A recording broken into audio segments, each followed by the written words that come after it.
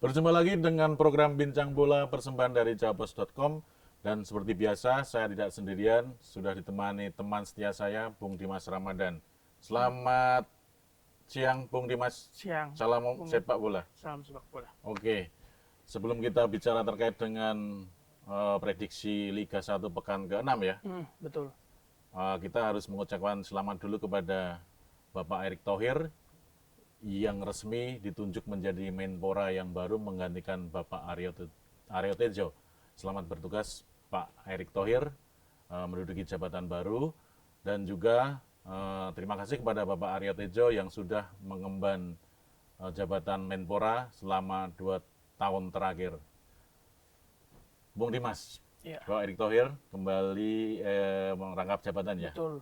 Selain menjadi Ketua Umum Menpora, Menpora, juga masih menjabat sebagai Ketua PSSI. Umum PSSI. Nah, seperti apa sih Bung Dimas terkait dengan statuta baik FIFA maupun PSSI terkait dengan rangkap jabatan yang saat ini diemban oleh Bapak Erick Thohir. Sebelumnya kan Erick Thohir juga menjabat sebagai Ketua PSSI dan juga Menteri BUMN. Ya, memang sebenarnya untuk menteri merangkap jabatan menjadi ketua organisasi ini kan memang Iya. diperbolehkan ya. Maksudnya dalam beberapa, bukan di Indonesia banyak lah, ada beberapa menteri yang juga jadi ketua organisasi Betul. dan cabur. Contoh ada Pak Luhut di PB Pase Atletik dan Pak Basuki di Dayung, dan ini ya Pak Erick di PSSI ini sebenarnya sama dengan yang lainnya ya. Cuma memang ketika yang sekarang ini penunjukannya agak beda karena dia menjabat sebagai Menpora.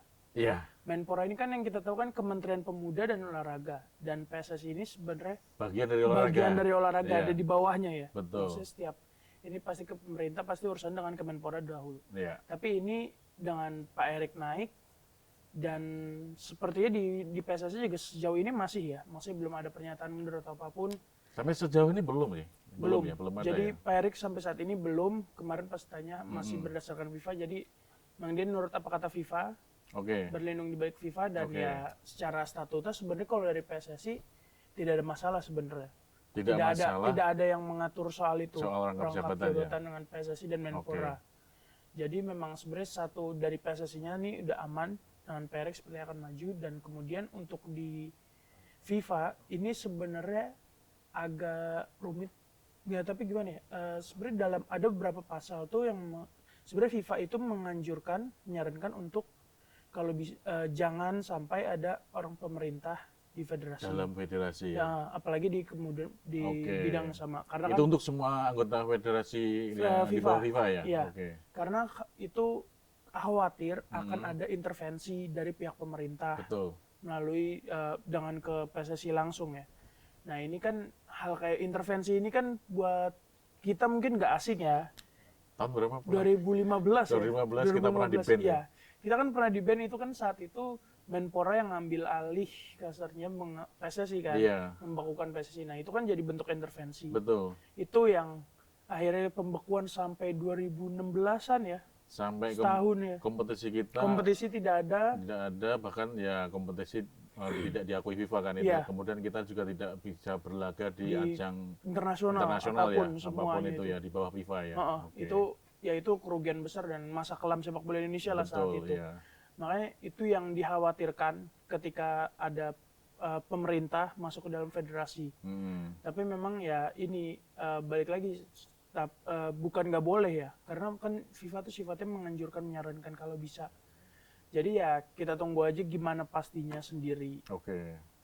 Yang pasti ya sebenarnya kalau rangkap jabatan bagi Erick Thohir memang bukan hal yang baru ya. Betul. Karena sebelumnya dia juga menjabat sebagai Menteri BUMN, kemudian juga menjadi Ketum PSSI, dan berjalan dengan baik ya. Ya, Nah, kita tahu bahwa di bawah Erick Thohir timnas kita juga berkembang cukup lumayan, kemudian secara peringkat juga melesat, kemudian kita juga bisa dibilang punya peluang untuk bisa lolos ke Piala Dunia ya. Betul. Di bawah PSSI, di bawah Erick Thohir. Nah, tentunya ini menjadi harus menjadi sebuah langkah yang memang dipertanyakan. Cuma tapi kita juga harus melihat ke saat ini ya, karena memang di bawah asuhan di bawah arahan dari Erick Thohir juga PSSI juga lebih baik lagi ya dibanding Betul. dengan era-era sebelumnya.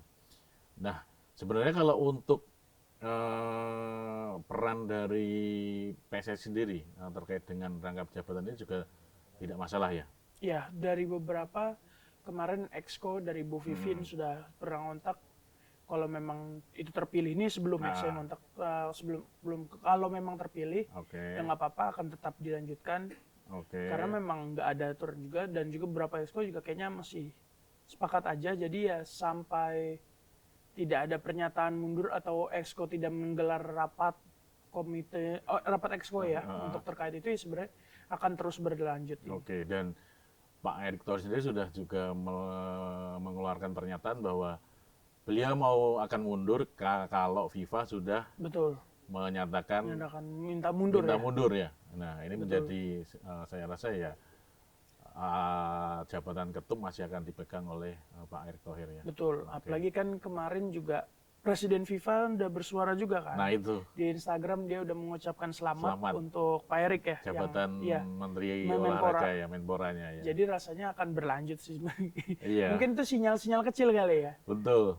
Dan rasanya memang ya sebenarnya kalau misalnya ada pergantian juga di tubuh PSSI juga di tengah kita sedang berjuang. Hmm, Timnas kita sedang berjuang untuk bisa lolos ke Piala Dunia 2026 juga saya rasa juga sangat ini ya kurang bagus ya kalau di betul. tengah perjalanan ada pergantian pucuk pimpinan dari federasi.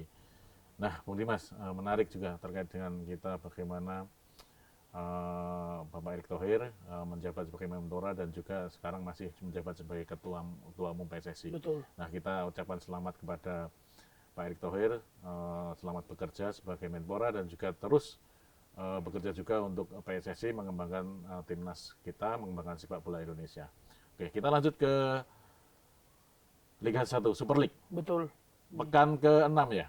Ya, Pekan ke-6 ada beberapa pertandingan big match ya dan ada dua yang mungkin akan menjadi sorotan kita ya kali ini yaitu laga yang digelar pada hari Minggu Minggu antara PSM Makassar Makassar. dan Persija Jakarta sama-sama ex perserikatan ya. Betul. Kemudian pada Senin ada laga juga yang cukup ya Big pasti match akan lah seru, ya, big match seru juga ini. ya tuh Arema FC melawan Persib Persib Bandung. Bandung. Nah, PSM Makassar dan Persija Jakarta dulu nih. Backgroundnya seperti apa nih, Bung Dimas? Karena kita tahu Persija ini penampilan di Super League musim ini sebenarnya cukup menjanjikan ya. Betul. Belum terkalahkan nggak ya? Belum. Persija ini termasuk salah satu yang belum terkalahkan Mm-mm. selain Borneo ya. Iya. Tentunya sebagai pemuncak klasemen yang sempurna. 4 kemenangan dengan 12 poin. Nah, Persija ini ada di bawahnya dengan 11 ya. Mm-mm. 3 kemenangan dan 2 hasil imbang. Ini memang ya sejak awal musim Persija memang sangat meyakinkan, bahkan pekan lalu dia juga pemuncak klasemennya Betul. sebelum digusur Borneo. Jadi ya Persija ini untuk melawan PSM ini menarik juga karena sebenarnya dari poin Persija 11 ini, Mm-mm. 6 diantaranya itu dimenangkan oleh Persija ketika lagi main tandang. Main away ya. Main away, Oke. ya. Jadi waktu itu kan memang Persija waktu itu membuka dengan kemenangan 4-0 kalau nggak salah ya, dengan Persita. Hmm. Setelah itu bertandang ke Solo, menang 3-0, dan kemudian balik ke balik ke Jakarta untuk melawan Malut, itu imbang juga 1-1, pas kemudian tandang lagi lawan Dewa United. Itu tandang di BIS, Banten International Stadium, dan menang 2-0 ya. Jadi memang secara latar backgroundnya Persija ini matang juga banget nih ketika tandang. Tandang ya. 6 poin. Jadi ya 6 dari 11 poin bisa didapat dari ketika mereka Ketika di luar bermain kandang di luar sendiri. kandang ya. Dan sementara PSM merupakan satu-satunya tim yang belum meraih kemenangan ya. Betul. Ini Di Super League musim Iya. ini ya. ini agak bertolak belakang ya. Iya. Ketika Persija belum kalah dan di PSM ini belum menang, karena ya memang PSM di 4 laga awal itu dia kebanyakan imbang ya. Oke. Karena 2 kali imbang di 3 laga awal kalau nggak salah itu, dengan melawan Persijap Jepara, Bayangkara, Persisi Lampung, dan Semen Padang. Dan terakhir kemarin lawan Persita menelan kekalahan. Dan ketika bermain di kandang sendiri juga belum pernah menang kan berarti ya? Iya, betul. Nah, saya rasa ini sebuah pekerjaan berat bagi PSM dan juga pelatihnya ya, Bernardo Tavares ya. Ini berat banget buat dia karena ya kita tahu lah sebelumnya PSM di tangan Tavares seperti apa, Iya. sempat menjadi juara kan. Iya. Di itu, tapi memang sekarang tampaknya memang startnya cukup buruk nih karena 4 pertandingan baru 3 poin dan itu semuanya karena hasil imbang. Dan Bung Dimas, kalau saya melihat pertandingan terakhir Persija ketika melawan Bali United, meskipun hanya berimbang 1-1 ya, Iya. di JIS ya Iya, waktu betul. itu, performa Persija ini cukup mengesankan saya rasa. Iya, memang betul. Ya sebenarnya performa Persija ini stabil ya, maksudnya Iya. dari pekan pertama hingga pekan kelima memang bagus. Cuma memang ketika tandang ini ya balik satu masalah dari Persija itu ketika di kandang, main di kandang itu adalah rumput dan berapa kali itu memang sudah dikeluhkan ya sama pemain maupun pelatih. Rumput Stadion JIS Rumput ya. Jadi Stadion kalau, JIS.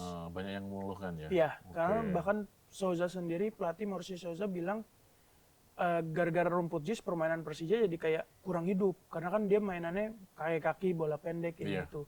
Sedangkan ketika rumput lapangan tidak rata ya sulit lah dengan permainan seperti itu. Makanya ya kemarin hasilnya lawan Bali itu 1-1 ya, Iya. padahal menyerang banyak. Begitu pula pas lawan Malut dengan 10 pemain tapi mereka bisa mencetak gol bahkan dan Iya. menyamakan kedudukan Banyak, kan. iya. Dan ketika melawan Bali kemarin memang bisa dikatakan banyak sekali serangan-serangan Persija yang memang tidak bisa dikonversi menjadi gol ya. Iya. Ini yang kenapa membuat Persija gagal menang. Dan Betul. mungkin kalau bisa dibilang mereka sangat mendominasi ketika Iya. melawan Bali, bahkan mengurung ya pertahanan dari Bali. Kita lihat pemain-pemain asing dari Persija seperti Tabarao juga Iya, bermain baru. cukup gemilang, kemudian Maxwell juga bagus, kemudian ada Alano. juga Alano itu yang dari Itu Brasil yang juga paling, ya. iya, semua dari Brazil kan. Brazil Connection kan, Iya, Brazil Persija ya, Connection, anak termasuk 10 ya. pelatihnya ya. Iya. Kemudian belum ada lagi yang dicadangkan kemarin nomor 10 ya si Iya, Gustavo Gustavo. Franca ya. Ya. Iya, perangkat. Nah, dengan materi permain seperti ini ketika bertandang ke kandang PSM, saya rasa memang target poin bisa Realistis. didapat kan ya. Bisa dapat, Realistis bisa realistis didapat banget. ya. Entah itu bisa menahan seri ataupun bisa meraih kemenangan. Karena saya melihat Bung Dimas ini dari rekor pertemuan, Hmm. 5 pertemuan terakhir ya, itu Persija bisa menang 2 kali. Oke. Kemudian PSM hanya menang 1 kali dan sisanya yaitu 2 kali bermain imbang ini dari 5 pertemuan terakhir. Tapi pada musim lalu, tapi bermain bukan dimain di Makassar, tapi di Bali yaitu di Iwayan Dipta ya. Karena itu PSM bertindak sebagai tuan rumah, berhasil menang 1-0 terhadap Persija. Tentunya ini pencapaian ini bisa menjadikan motivasi mereka ya. Betul. Pertandingan terakhir mereka bisa mengalahkan Persija. Namun kali ini berbeda karena musim lalu sama sekarang berbeda. Iya, Kualitas pemain dari PSM dan juga Persija kan bisa dikatakan cukup berbeda karena PSM sendiri kan sempat dilanda aturan terkait dengan mereka terancam tidak bisa memainkan pemain-pemain baru kan ya. Dan itu udah berlaku waktu pekan pertama. Pertemuan pertama sudah berlalu kan pertama ya. itu kan nggak punya pemain barunya ya. Iya. Karena masih kena sanksi itu. Mungkin itu juga cukup berpengaruh karena Iya. mungkin secara chemistry Chemistry dari tim pemain-pemain dan- baru belum padu banget. Nah, terkait peluang nih bagaimana Bung Dimas? Karena saya mencatat gini, dari 2 laga kandang terakhir melawan Persija, PSM itu menang dan juga kalah. Itu pada 2023 mereka kalah 2-3 dan justru ini terjadi ketika bermain di Stadion Gelora B.J. Habibie di kandang mereka. Nah, apakah itu bisa terulang lagi bagi Persija? Gua kalau melihat situasi sekarang dengan Persija dengan permainannya yang dengan koneksi Brazil ya dan juga dia bawa Souza, rasa itu bukan hal yang nggak mungkin ya. Iya. Bahkan peluangnya cukup besar, apalagi dengan PSM sekarang situasinya juga nggak lagi nggak bagus, Iya. belum dapat kemenangan. Satu sisi memang tentu tuan rumah PSM pengenlah dapat kemenangan pertama, apalagi melawan Persija kan. Iya. Jadi ini pasti bakal sengit sih, akan menarik. Cuma mungkin kalau prediksi rasanya masih akan jadi milik Persija untuk Persija ya. pekan ini. Dan kalau Persija berhasil menang, mereka akan memimpin klasemen mungkin dalam sehari ya. Iya. Karena Borneo FC yang pemuncak klasemen baru akan bermain pada Senin. Iya, Setidaknya ketika mereka Persija ini menang, mereka bisa berada di atas ya. betul. Tergantung nanti hasil melawan Di hari Senin ya. hari Seninnya Borneo melawan Persis Solo Persis ya. Solo. Nah, tentunya peluang untuk bisa memimpin klasemen tidak akan sia-siakan oleh Persija, terutama oleh pelatih Marcelo Sousa ya. Dan laga kedua, Bung Dimas, ada Arema melawan Persib. Bandung. Ya, ini hari yang sama dengan Borneo ya, tapi sebelumnya ya. Hari sebelumnya ya. Karena big match dimainin jam 15.30 atau sore hari di Stadion Kanjuruhan. Ini juga ya kita tahulah sejarah panjangnya seperti apa Iya. Arema dan Persib. Jadi ini ya layak disebut big match selain tentunya PSM Persija tadi. Iya. Apalagi juga untuk kondisi tim sendiri, Arema ini untuk sementara ada punya 8 poin dan di papan atas juga ya. Iya. Peringkat 3 ini Tapi udah pernah kalah kan ya Arema? sudah kemarin baru kalah dari Dewa United. Jadi sebenarnya Arema ini awal musimnya cukup lumayan ya. Iya. Maksudnya belum kalah dalam 4 laga. Tapi kemudian kemarin minggu lalu kalah sama Dewa United. Itu 1-2 di kandang sendiri. Iya, betul. Dan kemudian untuk Persib ini udah ada mulai nunjuk ke balik jalur kemenangan lagi ya. Iya. Setelah kemarin menang di pekan pembuka, terus kemudian sempat kalah juga kan dari Persijap. Iya, di Iya. kandang Persija ya waktu itu ya. Betul, kalah ya. kalah dari Persijap, Oke. lalu juga bermain imbang dengan PSIM. Mm-mm. Ini kan banyak sorotan, tapi akhirnya kemarin Persib menang lagi dan lawannya pun bukan tim sembarangan juga kan. Saat Iya. itu menang lawan Persebaya dengan skor 1-0. Ini suntikan lah motivasi tambahan untuk Persib. Karena memang Persib ini bisa dibilang materinya baru semua ya. Betul, perombakan. Gerbong mereka ketika juara pada musim lalu sudah tidak ada kan sepertinya ya. Iya, Hanya sedikit aja ya yang dipertahankan, terutama pemain asingnya ya. Ya, terutama asing. Asing kan karena berubah total ya bahkan Iya. ya. Semuanya nggak ada dan ya itulah dengan skuad kekuatan Persib sekarang, pemain baru, Bojan Hodak kayak mulai dari nol. Mm-mm. Tapi ya pemain yang datangin juga kualitasnya juga oke, jadi kayaknya nggak butuh waktu lama ya. Iya. Karena pertandingan semakin hari semakin bagus juga. Nah, saya rasa memang cukup sulit memprediksi siapa yang menang antara Arema melawan Iya. Persib karena di satu sisi mereka memiliki skuad yang hampir merata ya. Pemain berkualitas baik dari lini depan maupun dari tengah, kemudian belakang dan juga kiper. Dan Persib juga tidak boleh memandang remeh Arema karena Betul. mereka juga memiliki penyerang yang haus gol ya. Nah itu Dalberto, ini Dalberto. Ini baru pekan kelima dan mereka itu baru udah main 5 kali ya. 5 kali ya. 5 kali main tapi udah 7 gol. Ini Top skor ya top sementara. skor untuk sementara top Oke. skor jauh di atas. Di bawah keduanya itu ada Maxwell Souza yang 4 laga beruntun mencetak 4 gol. Terus lalu di sisanya 3, kebanyakan 3 ya. Termasuk penyerangnya Persib sendiri William Barros William juga Barros ya. dengan 3 gol jadi top skor Persib. Jadi memang Dalberto ini yang paling mengerikan ya di kubu Arema. Tapi kemarin terakhir saat melawan Dewa ini kan dia kan sempat mencetak gol 1 di Betul. injury time. Tapi sayangnya setelah cedera.